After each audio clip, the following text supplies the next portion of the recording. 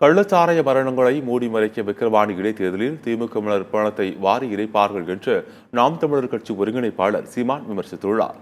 விழுப்புரம் மாவட்டம் விக்கிரவாண்டியில் செய்தியாளர்களிடம் பேசிய சீமான், குடிக்க வைத்து தாலியை அறுப்பதுதான் அரசின் பொறுப்பா என்று சாடினார்.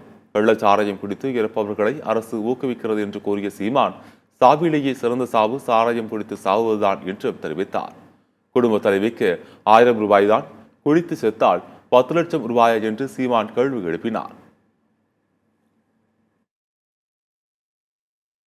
5000 10,000 வரைக்கும் ஒரு ஓட்டுக்கு போக வாய்ப்பு இருக்கு. ஏன்னா ஒரு அமைச்சர் 20 கோடி போடணுமா, அது எல்லா அமைச்சரும் இங்கே வரணுமா. அது முதல்ல கொஞ்சம் அமைச்சர்கள் வேலை செஞ்சால் போதும்னு நினச்சிருக்காங்க.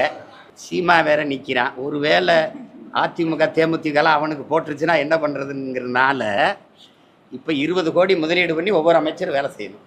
இருட்டு வீட்டுக்குள்ளே திருட்டுக்கொல்லி பிடிப்பாங்கல்ல, அந்த கதை தான் நடக்கும். யாராவது எங்களை மாதிரி மேடை நின்று என் தங்கச்சி போல் எங்களை போல் நின்று பேசணும்.